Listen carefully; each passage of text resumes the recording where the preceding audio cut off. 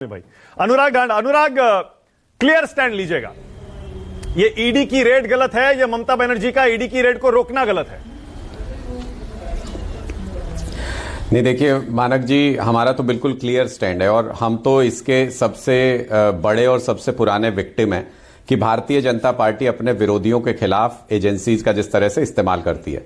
हम कांग्रेस की तरह सेलेक्टिव नहीं है कि दिल्ली में अगर इस तरह की कार्रवाई होंगी तो कहेंगे हाँ हाँ ठीक है, दिल्ली के अंदर वोट कटेंगे तो कहेंगे हाँ हाँ ठीक है, फिर इनके किसी स्टेट में वोट कटेंगे कहेंगे नहीं नहीं नहीं गलत है, इनके यहां पे ईडी की रेड होगी बोलेंगे नहीं गलत है। आज पश्चिम बंगाल में भी अगर ईडी की रेड हो रही है तो वो उसी एक सीक्वेंस का हिस्सा है।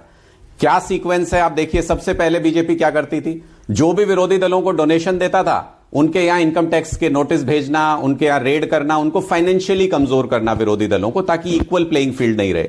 फिर उसके बाद इन्होंने क्या किया, विरोधी दलों की टॉप लीडरशिप को अरेस्ट करना शुरू किया ताकि सामने वाला चुनाव ही नहीं लड़ पाए।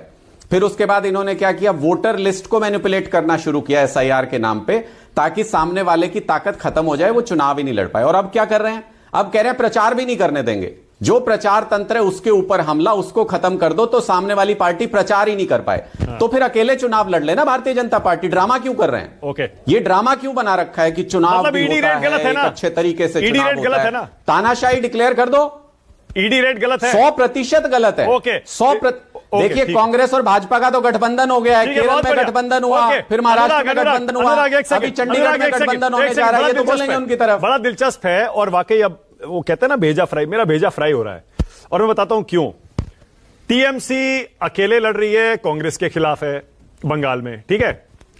कांग्रेस टीएमसी के खिलाफ है, अब यह भी क्लियर हो गया, यह भी समझ में आ गया। कांग्रेस आम आदमी पार्टी के खिलाफ है, यह भी क्लियर है। आम आदमी पार्टी कांग्रेस के खिलाफ है, यह भी क्लियर है। पर आम आदमी पार्टी टीएमसी के साथ है। ये इंडिया गठबंधन का क्या हाल हो गया है।